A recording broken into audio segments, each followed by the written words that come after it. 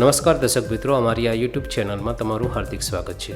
જો હજુ સુધી તમે અમારી આ યુટ્યુબ ચેનલને સબસ્ક્રાઇબ ના કરી હોય તો કરી લેજો અને બેલના નિશાન પર ક્લિક કરી લેજો, જેથી આવનારા નવા વિડીયોની નોટિફિકેશન તમને મળતી રહે। આજે 6 જાન્યુઆરી 2024ને શનિવારનો દિવસ છે। ચાલો જોઈએ આજના મહત્વના સમાચાર। આજના મહત્વના સમાચાર જોઈએ તો અયોધ્યામાં 22 જાન્યુઆરીના રોજ રામ મંદિરે પ્રાણ પ્રતિષ્ઠા મહોત્સવ થવા જઈ રહ્યો છે। રામ મંદિરને લઈને સમગ્ર દેશમાં રામમય વાતાવરણ જોવા મળી રહ્યું છે। દેશના દરેક ખૂણેથી કંઈક ને કંઈક તૈયારી કરવામાં આવી છે, જેમાં ગુજરાતમાં પણ અનેકવિધ વસ્તુઓનું નિર્માણ કરવામાં આવ્યું છે, જેમાં એક 400 કિલો વજનનું નગારું બનાવવામાં આવ્યું છે, તેમજ 4600 કિલોની ધ્વજદંડ બનાવવામાં આવી છે। નગારું અને ધ્વજદંડના રથને મુખ્યમંત્રી ભૂપેન્દ્ર પટેલ દ્વારા હરીઝંડી આપવામાં આવી હતી। આજે અમદાવાદ ખાતે મુખ્યમંત્રી ભૂપેન્દ્ર પટેલે 450 કિલોગ્રામના વજનના વિશેષ નગારું લઈને અમદાવાદથી અયોધ્યા જઈ રહેલા એક રથને પ્રસ્થાન કરાવ્યું હતું। જે રથમાં આ નગારું લઈ જવામાં આવ્યું છે તેનું વજન 700 કિલોગ્રામ છે અને તેને અયોધ્યામાં રામ મંદિર માટે અખિલ ભારતીય ડબગર સમાજ દ્વારા બનાવવામાં આવ્યું છે। આગળના બીજા અગત્યના સમાચાર જોઈએ તો કાતિલ ઠંડા પવનની અસરથી રાજ્યના મોટાભાગના વિસ્તારોમાં ઠંડીનું મોજું ફરી વળ્યું છે। તો રાજસ્થાનમાં કડકડતી ઠંડી પડી રહી છે। બનાસકાંઠા જિલ્લાના અડીને આવેલા માઉન્ટ આબુમાં આજે તાપમાન -2 ડિગ્રી નોંધાયું છે, જેને લઈ મેદાની વિસ્તારો અને ખેતરોમાં બરફ જામી ગયો છે। અહીંની સૌથી ઊંચા પહાડની ચોટી ગુરુ શિખર પર પણ બરફ જામી ગયો છે। આગળના સમાચાર જોઈએ તો કેડિલા કંપનીમાં કામ કરતી 27 વર્ષીય બલ્ગેરિયન યુવતીએ કેડિલાના 63 વર્ષીય સીએમડી રાજીવ મોદી સામે દુષ્કર્મની ફરિયાદ નોંધવા ગુજરાત હાઈકોર્ટમાં અરજી કરી હતી।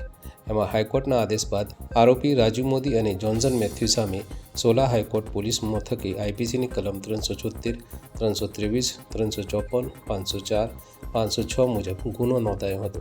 યુવતીના મેડિકલ ટેસ્ટ બાદ રાજીવ મોદીના ફાર્મ હાઉસ પર એને લઈને સ્થળ તપાસ કરવામાં આવી હતી।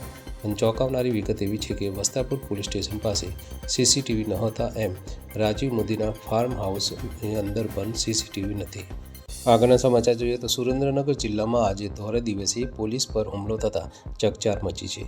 ઝીંઝુવાડા પોલીસ સ્ટેશન વિસ્તારમાં પ્રોહિબિશનના ગુનાના પકડવા ગયેલી પોલીસ પર આરોપીઓ દ્વારા છરી સહિતના તીક્ષ્ણ હથિયારો વડે હુમલો કરાતા પીએસઆઈને લોહીલુહાણ હાલતમાં સારવાર માટે અમદાવાદ ખસેડવાની ફરજ પડી છે। પીએસઆઈ સહિતના પોલીસ કાફલા પર હુમલો કરી આરોપીઓ પોતાની કાર લઈ નાસી છૂટતા સુરેન્દ્રનગરની પોલીસે તેમને ઝડપી પાડવા કવાયત હાથ ધરી છે। ઉત્તર પૂર્વના પવનો અને વેસ્ટર્ન ડિસ્ટર્બન્સની અસરથી રાજ્યમાં ઠંડીનું જોર વધ્યું છે। વેસ્ટર્ન ડિસ્ટર્બન્સની અસરો ઘટતા આગામી 2 દિવસ બાદ ઠંડીમાં ક્રમશઃ ઘટાડો થવાની આગાહી હવામાન વિભાગે વ્યક્ત કરી છે। બુધવારે રાત્રે શરૂ થયેલા 5 થી 10 કિલોમીટરની ગતિના ઠંડા પવનોની અસર ગુરુવારે પણ જોવા મળી હતી। અમદાવાદનું મહત્તમ તાપમાન સામાન્ય કરતાં 3 ડિગ્રી વધીને 25.5 ડિગ્રી અને લઘુત્તમ તાપમાન 2 ડિગ્રીથી વધીને 14.3 ડિગ્રી નોંધાયું હતું। અરબી સમુદ્રના દક્ષિણ પૂર્વીય વિસ્તારમાં સાયક્લોનિક સર્ક્યુલેશનની સાથે ટ્રફ અને વેસ્ટર્ન ડિસ્ટર્બન્સ પણ સક્રિય થશે। આમ એક સાથે 3 સિસ્ટમ સક્રિય થવાથી 8 થી 10 જાન્યુઆરી દરમિયાન દક્ષિણ ગુજરાત, સૌરાષ્ટ્ર અને ઉત્તર ગુજરાતના કેટલાક વિસ્તારોમાં વરસાદ પડવાની શક્યતા હવામાન વિભાગે વ્યક્ત કરી છે। આગળના સમાચાર જોઈએ તો બનાસકાંઠાના થરાદ ડીસા હાઈવે પર ભીષણ અકસ્માતની ઘટના બની છે। ખોરડા ગામ નજીક ડમ્પરે કારને અડફેટે લેતા એક જ પરિવારના 4 લોકોના મોત થયા છે। બનાસકાંઠાના વાવનો એક પરિવાર ઊંઝાથી ઘરે પરત ફરી રહ્યો હતો। એ સમયે ટ્રક અને કાર વચ્ચે અકસ્માત સર્જાયો। મૃતકોમાં દંપતી અને તેમના 2 પુત્રો સામેલ છે। એક જ પરિવારના 4 લોકોના મોતથી અરેરાટી વ્યાપી ગઈ છે। અંબાલાલ પટેલના કહેવા અનુસાર તારીખ 11, 12 અને 13માં ઠંડીનો વધુ એક રાઉન્ડ શરૂ થશે। મકર સંક્રાંતિ દરમિયાન સમગ્ર રાજ્યમાં ઠંડા પવન ફૂંકાશે। મકર સંક્રાંતિમાં પવન સાધારણ રહેશે। મધ્ય ગુજરાતમાં પવન સાધારણ રહેશે। ઉત્તર ગુજરાતમાં પવનનું જોર વધુ રહેશે। દક્ષિણ સૌરાષ્ટ્રના ભાગમાં વધુ પવન રહેશે। સૌરાષ્ટ્રમાં સાધારણ પવન રહેશે। ગુજરાતમાં એકંદરે 6 કિલોમીટર પ્રતિ કલાકે પવન ફૂંકાશે। આગળના સમાચાર જોઈએ અમદાવાદમાં 2 પાડોશી રખડતા શ્વાનને ખવડાવવાને લઈને બાકડ્યા હતા। આ મામલો એટલો ગરમાયો કે હાઈકોર્ટ સુધી પહોંચી ગયો। હવે હાઈકોર્ટે શ્વાનને ખવડાવનાર રહીશ અને કોર્પોરેશનના વોર્ડના કર્મચારીને 3 દિવસમાં સોસાયટી સાફ કરવાની સજા ફટકારી છે। સાથે મનપાને રખડતા શ્વાનને પકડવા આદેશ આપ્યો છે. કોરોનાને લઈને મોટા સમાચાર જોઈએ તો દેશભરમાં કોવિડ-19ના સબ વેરિયન્ટ JN.1 કેસની સંખ્યા વધીને 619 થઈ ગઈ છે. પીટીઆઈના અહેવાલ મુજબ 4 જાન્યુઆરી સુધીમાં કર્ણાટકમાં 199, કેરળમાં 148, મહારાષ્ટ્રમાં 110, ગોવામાં 47, ગુજરાતમાં 36, આંધ્રપ્રદેશમાં 30, તમિલનાડુમાં 26, દિલ્હીમાં 15, રાજસ્થાનમાં 4 કેસ નોંધાયા છે. તેલંગાણા, હરિયાણામાં 2 અને ઓડિશામાંથી 1 કેસ નોંધાયો છે. અધિકારીઓએ કહ્યું કે દેશભરમાં JN.1 વેરિયન્ટની સંખ્યા વધી રહી હોવા છતાં અત્યારે ચિંતા કરવાની જરૂર નથી, કારણ કે ચેપગ્રસ્ત મોટાભાગના લોકો ઘરે જ સારવાર લઈ રહ્યા છે. આગળના સમાચાર જોઈએ તો ગૌતમ અદાનીની નેટ વર્થમાં થયેલા જબરજસ્ત વધારાને કારણે વિશ્વના અબજોપતિઓની યાદીમાં ગૌતમ અદાની હવે 12મા સ્થાને પહોંચી ગયા છે. અદાની ગ્રુપના ચેરમેન અને દિગ્ગજ ઉદ્યોગપતિ ગૌતમ અદાની ફરી એકવાર ભારતના સૌથી અમીર વ્યક્તિ બની ગયા છે. બ્લૂમબર્ગ બિલિયનર્સ ઇન્ડેક્સ અનુસાર છેલ્લા 2 દિવસમાં ગૌતમ અદાનીની નેટ વર્થમાં ₹7.67 અબજનો વધારો થયો છે.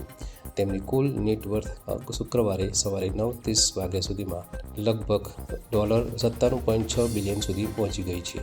મહેન્દ્રસિંહ ધોની સાથે જોડાયેલા મોટા સમાચાર સામે આવી રહ્યા છે. વાસ્તવમાં સૂત્રોના જણાવ્યા અનુસાર મહેન્દ્રસિંહ ધોનીએ રાંચીની કોર્ટમાં ક્રિમિનલ કેસ દાખલ કર્યો છે. મળતી માહિતી મુજબ મહેન્દ્રસિંહ ધોનીએ મિહિર દિવાકર અને સૌમ્યા બિસ્વાસ પર છેતરપિંડીનો આરોપ લગાવ્યો છે અને તેમની વિરુદ્ધ કોર્ટમાં કેસ દાખલ કર્યો છે. મળતી માહિતી મુજબ મહેન્દ્રસિંહ ધોનીએ પૂર્વ ખેલાડીઓ મિહિર દિવાકર અને સૌમ્યા બિસ્વાસની કંપની અર્કા સ્પોર્ટ્સ મેનેજમેન્ટ લિમિટેડની સામે છેતરપિંડીના આરોપમાં કેસ નોંધવામાં આવ્યો છે. બીજા મોટા સમાચાર જોઈએ તો સોમાલિયા પાસે હાઇજેક થયેલા કાર્ગો જહાજને છોડાવાયું છે. જહાજ પર સવાર ભારતીય દળના તમામ લોકો સુરક્ષિત છે. આ ઓપરેશન મરીન કમાન્ડો માર્કોસે પાર પાડી છે.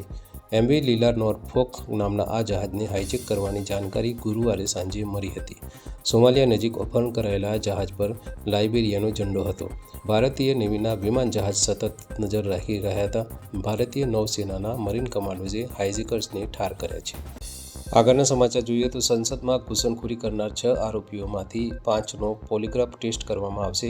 2 આરોપી મનોરંજન અને સાગરે નાર્કો એનાલિસિસ અને બ્રેઇન મેપિંગ ટેસ્ટ માટે કોર્ટમાં સંમતિ આપી છે. બાકીના 3 આરોપી અમોલ, લલિત અને મહેશ પણ પોલીગ્રાફી ટેસ્ટ માટે સંમત થયા હતા. સંસદની બહાર સૂત્રોચ્ચાર કરનાર 6ઠ્ઠી આરોપી નીલમ આઝાદે પોલીગ્રાફ ટેસ્ટ કરાવવાની ના પાડી દીધી છે. શુક્રવારે 5 જાન્યુઆરી દિલ્હીની પટિયાલા હાઉસ કોર્ટમાં આ કેસની સુનાવણી થઈ હતી.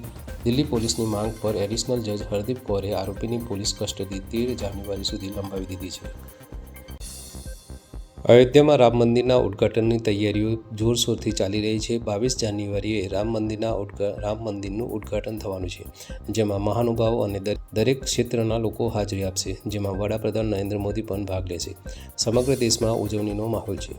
આ દરમિયાન હવે PM મોદીએ સોશિયલ મીડિયા એકાઉન્ટ X પર ભગવાન શ્રી રામનું એક મધુર ભજન શેર કર્યું છે. તેમણે આ સાથે ભજનના ગાયક જુબિન નૌટિયાલ અને લેખક મનોજ મુંતશિર અને સંગીતકાર પાયલ દેવની પણ પ્રશંસા કરી હતી. ક્રિકેટને લઈને મોટા સમાચાર જોઈએ તો ICCએ મેન્સ T20 વર્લ્ડ કપનું શિડ્યુલ આજે જાહેર કર્યું છે. આ ટુર્નામેન્ટ વેસ્ટ ઇન્ડિઝ અને અમેરિકાના 9 શહેરોમાં 1 થી 29 જૂન દરમિયાન યોજાશે. ભારત અને પાકિસ્તાન એક જ ગ્રુપમાં છે. બંને વચ્ચે ગ્રુપ સ્ટેજની મેચ 9 જૂને ન્યૂયોર્કમાં રમાશે. ફાઇનલ મેચ 29 જૂને વેસ્ટ ઇન્ડિઝના બાર્બડોસ શહેરમાં રમાશે. T20 વર્લ્ડ કપમાં પ્રથમ વખત 20 દેશનો સમાવેશ કરવામાં આવ્યો છે. અગાઉની 2 સિઝનમાં દરેકમાં 16 ટીમ હતી. ઇંગ્લેન્ડ ડિફેન્ડિંગ ચેમ્પિયન છે, જ્યારે ભારત 2007માં ટુર્નામેન્ટનું ટાઇટલ જીતી ચૂક્યું હતું.